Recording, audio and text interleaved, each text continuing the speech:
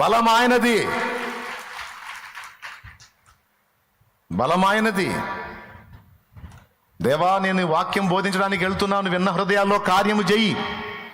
దేవా, వాక్యం చెప్పడానికి వెళ్తున్నాను, విన్న హృదయాల్లో కార్యం చేయి నాయనా అని నేను దేవుణ్ణి వేడుకుంటే మీ హృదయాల్లో ఏదన్నా మేలు జరిగింది, లేకపోతే కష్టం. ఎంతమందికి అర్థమైంది? ఇప్పుడు చెప్పండి, ఏదన్నా సాధించాలంటే బలం ఎవరిది? ఆ బలం మీద మనం డిపెండ్ అవ్వాలంటే మన బలం సంగతి ఏందో మనకి తెలియాలి. అందుకే మన బలం విషయంలో మనల్ని నలగొడతాడు. దేవుని జ్ఞానం మీద మనం ఆధారపడాలి, దేవుని ఐడియాలజీ మీద మనం ఆధారపడాలి అంటే మన జ్ఞానం ఎంత పనికి మాలిందో మనకు అర్థం కావాలి. అందుకే కొన్నిసార్లు మన తెలివితేటలు ఉపయోగించి చేసేవి బెడిసేటట్టు మనకి అనుమతిస్తాడు. ఏదో అయిద్దని ఔడియా వేస్తే అది బెడిసి ఏదో అయిద్దనమాట. దేవునికి స్తోత్రం. మన నమ్మకత్వం మీద, మన స్థిరత్వం మీద. అండ్ నేను చాలా నమ్మకస్తుండండి, నేను అసలు వదిలిపెట్టనండి. నీ నమ్మకత్వం సంగతి నేను చెప్తా, నీ జ్ఞానం సంగతి నేను చెప్తా, నీ పరిశుద్ధత సంగతి నేను చెప్తా, నీ ధైర్యం సంగతి నేను చెప్తా. ఎచ్చులు పడుతున్నావు, నేను చెప్తానని మన ధైర్యం రంగు బయటేస్తాడు, జ్ఞానం రంగు బయటేస్తాడు, నమ్మకత్వం రంగు బయటేస్తాడు, మన పరిశుద్ధత రంగు కూడా బయటేస్తాడు. ఇక ఇవన్నీ చూసి చూసి భక్తుడు విసిగిపోయి చివరికి ఏమవుతాడో తెలుసా? ఏమవుతాడో తెలుసా? అన్ని విషయాల్లో విరిగిపోతాడు. విరిగితేనే, లేకపోతే కష్టం. ఎంతగా విరిగిపోతామో, ఎంతగా ఆయన ఎదుట నలిగిపోతామో, మన స్వీయత విషయంలో మన బలహీనతను మనం ఎంతగా గుర్తెరుగుతామో అంతగా ఆయన్ని ఆశ్రయిస్తాం. అప్పుడు ఆయన శక్తి నింపుతాడు. అది ఎంత అసాధారణమైన శక్తి అంటే, పనికి రాని, పనికి మాలిన స్థితిలో ఉన్న మనల్ని ఎవడూ చేయలేని గొప్ప పనులు చేయటానికి నిలబెడతాడు. అర్థమైతే గట్టి కొట్టు, లేకపోతే వదిలేసి.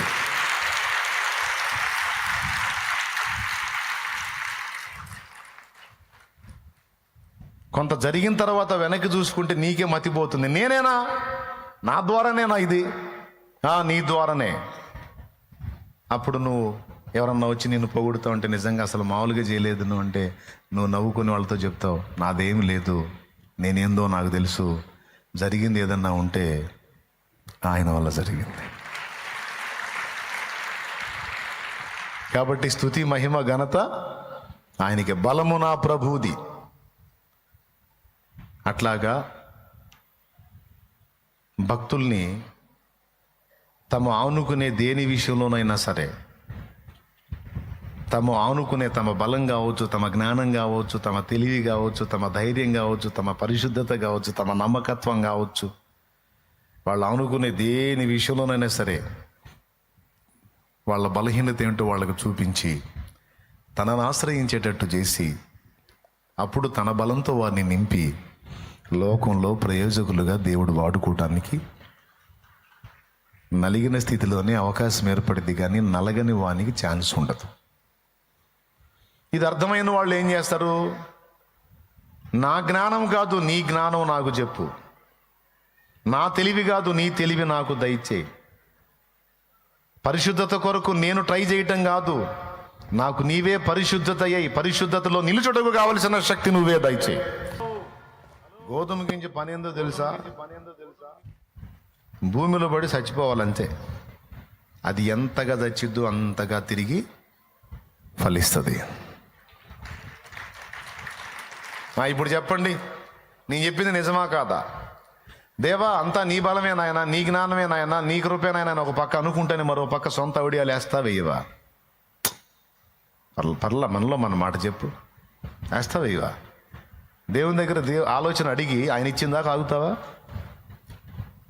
ఆయన ఎప్పుడుకో ఇస్తాడు. ఎప్పుడు అవజ్ వచ్చి తాత ముండం మోసినప్పుడు అనుకుని నువ్వే వేస్తావు స్కెచ్లు, చివరికి మొహం మొదలు కొట్టుకొని కూర్చుంటావు. నేను నేర్చుకున్నాను, గోధుమ గింజ భూమిలో పడి చావకుండి నీడలది ఒంటిగానే ఉండును, చచ్చి నీడలది బహుగా ఫలించును. అందుకే దేవుని పాదాలు పట్టుకొని ఎందులోనూ కూడా కొరగాని వాణ్ణి, ఎన్ని మార్లు ట్రై చేసినా ఓడిపోయిన వాణ్ణి, పనికి మాలిన వాణ్ణి ప్రభు, ఇక ఏదైనా నీ కృపతో నువ్వు వాడుకోవటం తప్ప, నువ్వు బలపరిచి నిలబెట్టడం తప్ప, నువ్వు శక్తినిచ్చి ముందుకు నడిపించడం తప్ప నా దగ్గర ఏమీ లేదు అని కొన్ని సంవత్సరాల క్రితమే నాకు అర్థమై పాటలు పాడుకున్నా. దేవునికి స్తోత్రం కలుగును గాక. ఇంక ఇప్పుడు ఎవరితో పోల్చుకొని ఎవరి మీద విర్రవీగేది లేదు. ఎవరైనా పాపులు రా అంటే ప్రధాన పాపి నేనే అని నిలబడతాను పోయి. ఎక్కడ? దేవుని ముందు. వాళ్ళేం పాపులు తండ్రి, బోడి పాపులు. ప్రధాన పాపిని నేను నాయన. నా పరిశుద్ధత, జ్ఞానం, నీతి, విమోచన, ధైర్యం, బలం నువ్వే యేసయ్యా. ఇంకా లేకపోతే నా వల్ల ఏది కాదయ్యా. బ్రతకటమే అసాధ్యం ప్రభువా. ఆయన పాదాల దగ్గరికి వెళ్ళినప్పుడు ఎప్పటికప్పుడు బలం ఇచ్చి, జ్ఞానం ఇచ్చి, ఆలోచననిచ్చి నేటి వరకు నడిపిస్తూ వచ్చాడు. ఈరోజు ఇప్పుడు ఇక్కడికి వచ్చేటప్పుడు కూడా అదే అడిగా, నాకు యోగ్యత లేదయ్యా, నాకు అర్హత లేదయ్యా, నేను బలహీనుణ్ణి ప్రభువా. నీ బలంతో నింపకపోతే నేను బిడ్డలకి ఏమాత్రం ప్రయోజనకారిని కాను.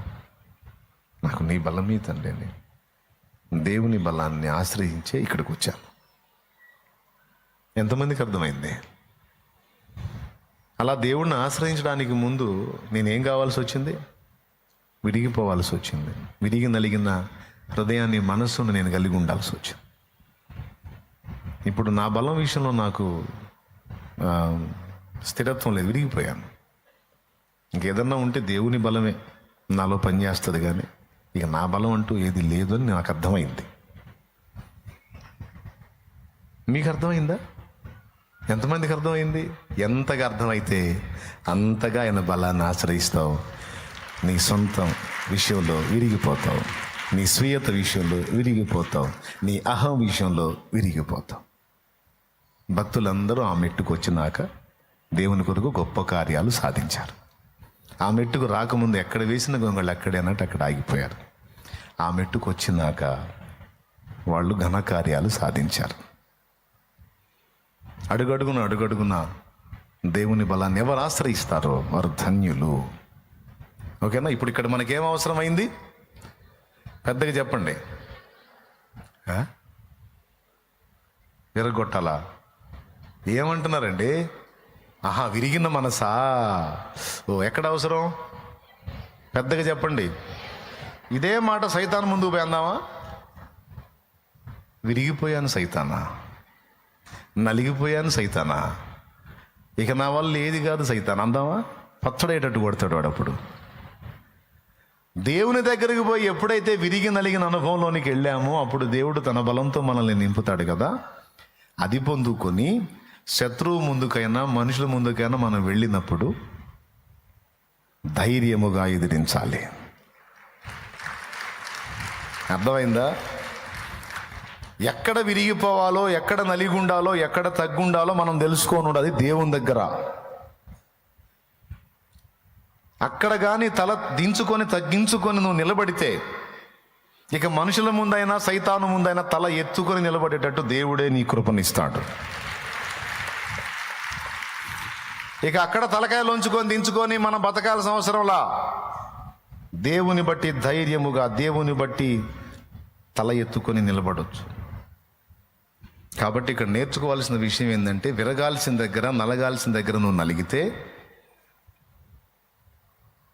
ఇంకెక్కడైనా సరే నువ్వు విరగాల్సిన అవసరం లేదు, నలగాల్సిన అవసరం లేదు, తల ఎత్తుకొని బ్రతకొచ్చు. కానీ విరగాల్సిన దగ్గర, నలగాల్సిన దగ్గర విరగలేదనుకో, అందరి దగ్గర విరిగిపోవాల్సి వచ్చింది, టోటల్గా పేషెంట్ అవ్వాల్సి వచ్చింది. దేవునికి స్తోత్రం. ఏమన్నా అర్థమైందా? నువ్వు దేవుని దగ్గరే విరిగి నలిగిన అనుభవం. ఇక సమాజంలో, జీవితంలోకి వచ్చినప్పుడు ఇక నలిగిన పరిస్థితుల్లో నువ్వు ఉండటానికి వీల్లేదు. ఎందుకు? అలాగ నువ్వు ఉన్నావు అనుకో, ఎముకలు ఎండిపోతాయి, పేషెంట్ అవుతావు. మరి ఇప్పుడు విరగాల్సిన దగ్గర విరిగి ఇప్పుడు సమాజంలోకి వచ్చి ఎలా ఉండాలంటున్నాడు? నీవు ఆరోగ్యముగా ఉండునట్లు సంతోషముగా ఉండాలి నువ్వు అంటున్నాడు ఆయన. అలా కాకుండా సమాజంలో కూడా నువ్వు విరిగి నలిగిన అనుభవంలో కనపడ్డావు అనుకో, చివరికి పేషెంట్ అవుతావు, రోగగ్రస్తుడు అవుతావు. కొంతమందిని చూడండి, ఎప్పుడన్నా చూడ ఆ మనసు నలిగినట్టుగా మాట్లాడుతూ ఉంటారు, శూన్యం అయిపోయినట్టు నిరాశ నిస్పృహల్లో మాట్లాడుతూ ఉంటారు. ఇక్కడ కూర్చున్న మీలో కూడా కొంతమంది ఆ బాబుతున్నారు. నేను గ్యారంటీ ఇస్తా, కొద్ది రోజుల్లో నువ్వు ఏదో రోగం వచ్చింది. ఏందోలే బ్రదరు, అంతా ఏం లేదు, అయిపోయింది, ఇంక లేదు ఏందోలే అన్నయ్య, ఇంక లేదన్నయ్య, లాభం లేదన్నయ్య, ఇంక అవకాశం లేదన్నయ్య, ఇంక లేదయ్యా, ఇంక లేదమ్మా. ఎప్పుడు ఇదే పాట పాడేవాళ్ళు తొందరలో పేషెంట్లు అవుతారు, గ్యారంటీ. ఏదో మాయదారు రోగం వచ్చింది. నేను చెప్పలా, వాక్యం చెప్పింది. ఎంతమందికి అర్థమైందో చేతులు ఎత్తండి. చేతులు ఎత్తారుగా స్తోత్రం చెప్పండి, గట్టిగా చెప్పండి. అది నేను చెప్పాలి, అక్కడ చెప్పాడు. రోగ కారణమట. నలిగిన మనసు ఎముకలను ఎండిపోజేయును. నలిగిన మనసు అంటే ఏంటో తెలుసా? దేవుని ముందు విరిగి నలిగిన మనసు అంటేనేమో మన బలహీనతలు ఎరిగి దేవుని బలాన్ని ఆశ్రయించడం. అక్కడ కాకుండా విడిగా మనం నలిగిన మనసు అంటే ఏంటో తెలుసా? నిరాశ, నిస్పృహ, అవిశ్వాసం, అపనమ్మిక, కృంగుబాటు, దరిద్రం. ఇప్పుడు చెప్పండి, ఈ నలిగిన మనసు ఇక్కడది కావాలా, అక్కడది కావాలా? ఏది క్షేమం మనకి? దేవుని దగ్గర మనం అట్లుంటే ఇబ్బంది లేదు, కానీ మన వ్యక్తిగత జీవితంలో, సమాజంలో మనం అలా ఉండటానికి వీల్లేదు. కొంతమందికి అవిశ్వాసం, దాన్ని బట్టే నిరాశ, దాన్ని బట్టే కృంగుబాటు. ఎప్పుడన్నా చూడు ఆ ముఖంలో కళ ఉండదు, కాంతి ఉండదు. ఏదో ప్రపంచం మొత్తం వీళ్ళు సంపాదిస్తే ఎవడో మొత్తం తీసుకొని పోయినట్టు, అంత శూన్యమైపోయినట్టు. ఆ ముఖాల్లో కళ ఉండదు, కాంతి ఉండదు, ఉల్లాసం ఉండదు, సంతోషం ఉండదు. ఎప్పుడన్నా చూడు. కొంతమంది ముఖమేమో ఏడుపు కొట్టు ముఖం అయితే, కొంతమంది ముఖమేమో తుమ్మల్లో పొద్దు పెట్టినాడు, తుమ్మ అనుకుంటూ తిరుగుతూ ఉంటుంది. ఏందో అర్థం కాదు, ఏం దరిద్రమో అర్థం కాదు. నేను చెబుతున్నాను, ఖచ్చితంగా పేషెంట్ అయిపోతావు నువ్వు. పెందలాడి పోవటం కూడా జరిగింది. ఎగ్దము కండరాలు, బాడీ మిగిలిన భాగాలకు కాదంట, ఎముకలకే వచ్చింది అంటారు జబ్బు. అంటే టోటల్ స్ట్రక్చరే ఎఫెక్ట్ అయిపోద్ది. పిల్లర్లు బలహీనం అయిపోతే ఇల్లేమైద్ది? మనకు దేవుడిచ్చిన స్ట్రక్చర్ ఏంటి? అదే డ్యామేజ్ అయిద్దంటే ఇక పైన ఉన్నది ఏముంటుంది? అదే నేను చెప్పినట్లుగా, దేవుని వాక్యం చెప్పినట్లుగా, దేవుని బలం మీద ఆధారపడి నీ బలహీనతను ఎరిగి నువ్వు దేవుని దగ్గర విరిగి నలిగిన హృదయం కలిగి విడి సమయాలన్నిటా కూడా నువ్వు సంతోషం గల మనసును సాధన చేస్తే వచ్చిన రోగం కూడా పోయిద్ది.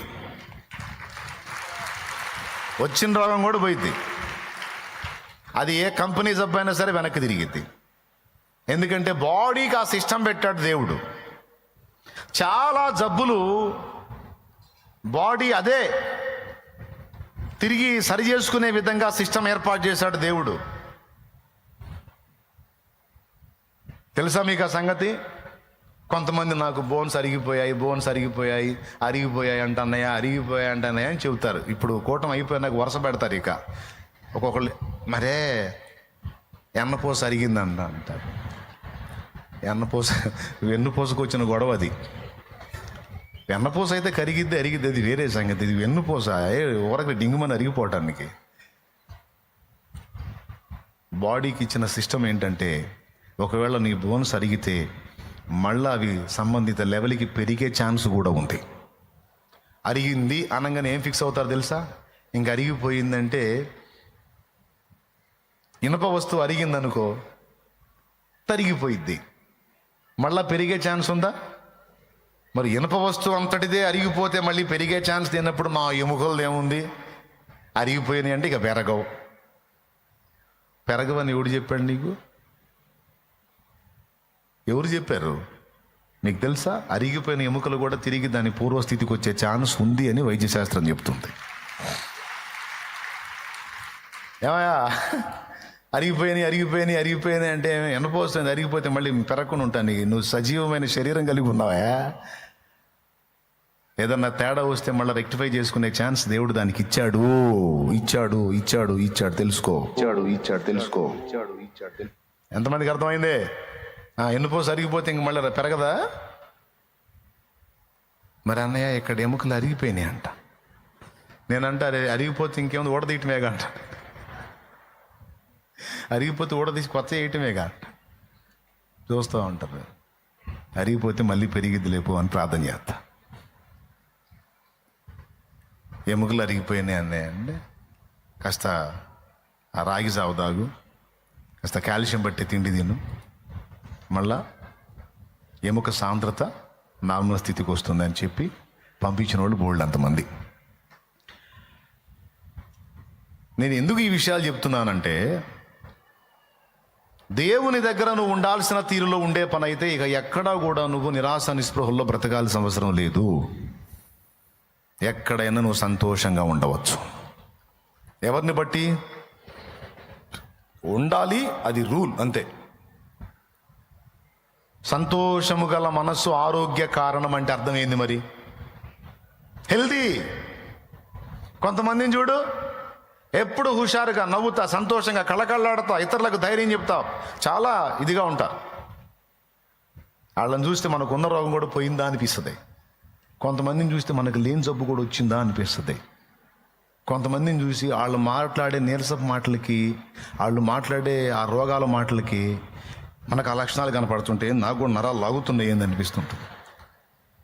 నాకు కూడా ఎందుకు గుండెల్లో ఏంది ఇక్కడ నరం నొప్పుగా ఉంది ఏంది అనిపిస్తుంది. అవునా కాదా? కొంతమంది మాటలకి మనకి జబ్బు లక్షణాలు కనపడితే, కొంతమంది మాటలు, కొంతమంది ప్రవర్తనకి మనకు ఉన్న రోగం కూడా పోయిందా అన్నంత యాక్టివ్నెస్ వస్తుంది. నిన్ను అలా ఉండమంటున్నాడు దేవుడు. ఎలా ఉండమంటున్నాడు? సంతోషము గల మనస్సు ఆరోగ్య కారణము. ఇంకా చెప్దాం, జస్ట్ పేజీ ఇడిదిప్పు. ఇప్పుడు 15వ అధ్యాయంది తీసావా? 13వ వచనం చదువు. సంతోష హృదయము ముఖమునకు తేటనిచ్చును. అది సంతోష హృదయము ముఖానికి ఏమి ఇచ్చిద్దంట? నువ్వు పౌడర్ పోయిపోయినా సరే తేట.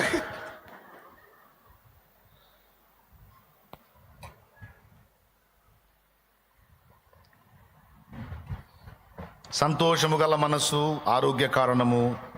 సంతోష హృదయము ముఖానికి తేటనిచ్చిద్ది. మనోదుఖం వల్ల ఆత్మ నలిగిపోయిద్ది. అంతటితో అయిపోలా. మళ్ళీ ఇంకోటి చూపిస్తా చూడు. 15వ వచనం చదువు. బాధపడువాని దినములన్నీ శ్రమకరములు, సంతోష హృదయునికి నిత్యము విందు కలుగును. నేను చెప్పాను, ఆడుందా? ఏం సంతోషంగా ఉంటావు అన్నయ్య? బతుకంతా బాధలు అయిపోతే ఎక్కడికి వచ్చినప్పుడు నువ్వు అదే చెబుతున్నావు, సంతోషంగా ఉండండి అని. నీకేం ఉంటావు? ఉంటానికి ఉంది, తినటానికి ఉంది. ఏడ మాకు అప్పులయ్యి ఇల్లు కూడా జరక్క, ఎవడొచ్చి ఏం తిడతాడో అర్థం కాక, బతకాలో సావాలో అర్థం కాక ఊగిసలాడుతుంటే సంతోషంగా ఉండు ఉంటే కదా ఉండటానికి. నేను అంటున్నాను అంటే, డబ్బులు ఉంటే సంతోషంగా ఉంటావా? సరే, యేసునామములో నీకు డబ్బులు వచ్చును గాక అని నేను అంట. నిజంగా వచ్చినాయి అనుకో, కాస్త కూస్తో ఉన్న ఈ సంతోషం కూడా పోయిద్ది.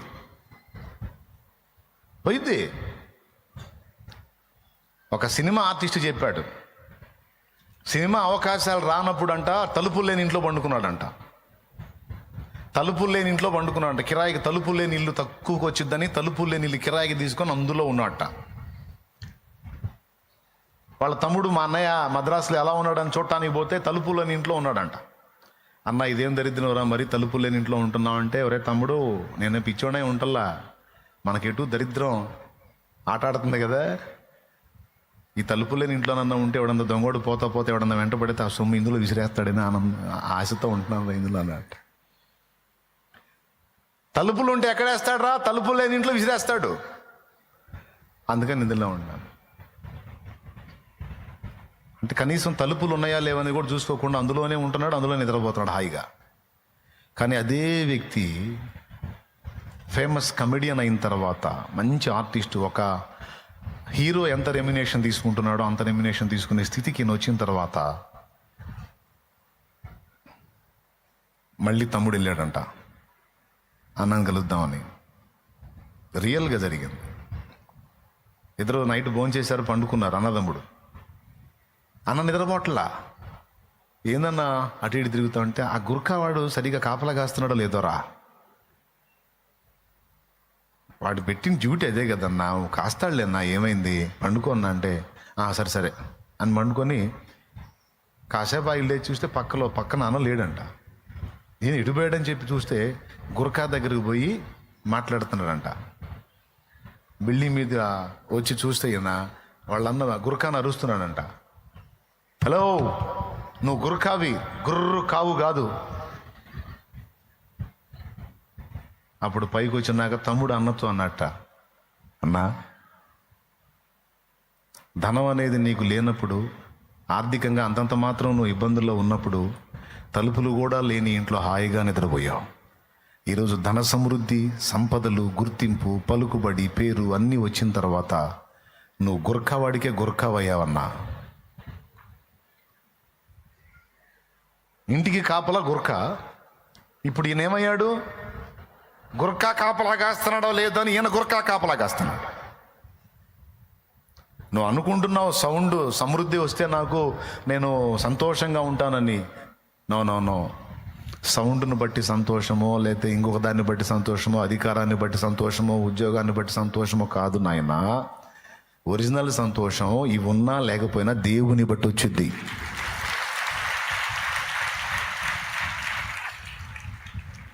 ఉద్యోగం లేదు అయితే దేవుడు లేడా? ఉద్యోగం లేకపోయినా ఏసై ఉన్నాడు. ఏసై ఉన్నాడంటే వచ్చిద్ది, ఉద్యోగం వచ్చింది, దాని బాబు కూడా వచ్చింది. ప్రతిదానికి ఒక సమయం ఉంది, నిర్ణయ కాలం ఉంది, తగిన కాలం అనేది ఒకటి ఉంది. ఆ కాలంలో నాయన నాకు ఇస్తాడు. ఆయన ఆ సమయం తీసుకొచ్చిన దాకా నేను ఆలోచించి ఏం చేయగలుగుతాను? దిగులు పడి, నిరాశపడి, నిరుత్సాహపడి, కృంగిపోయి తీరా నాకు జాబ్ వచ్చేసరికి పేషెంట్ అయి ఉంటాను. నేను అనుకున్నది సాధించబోయేసరికి రోగం గ్రస్తున్నై ఉంటాను. ఏమరిగింది? కాబట్టి నేను దేవుని నమ్ముచున్నాను. దేవుడు నాకు తోడై ఉన్నాడు. నాకై ప్రాణం పెట్టిన దేవుడు నాకున్నాడు. నేను ఆయన మీద ఆనుకుంటాను. ప్రతిదీ కూడా తగిన కాలమందు నాకు అందేటట్లు దేవుడే సిద్ధపరిచి ఉంచాడని నేను నమ్ముతున్నాను. ఆయన సిద్ధపరిచినవి నిర్ణయ కాలమందు, తగిన కాలమందు ప్రతిదీ నాకు దొరుకుతుంది. కాబట్టి అప్పటిదాకా నేను ఏడుస్తూ ఉండాలా, నవ్వుతూ ఉండాలా? మీరే డిసైడ్ చేసుకోండి. ఏడుస్తూ ఉండాలి, నవ్వుతూ ఉండాలా? ఏడుంటున్నారు? ఇప్పుడు నేను చెప్పాను కాబట్టి అంటున్నారు. ఇందాడదాకా ఎట్టని మీ మొఖాలు. దేవునికి స్తోత్రం కలుగును గాక. నువ్వే డిసైడ్ చేసుకో.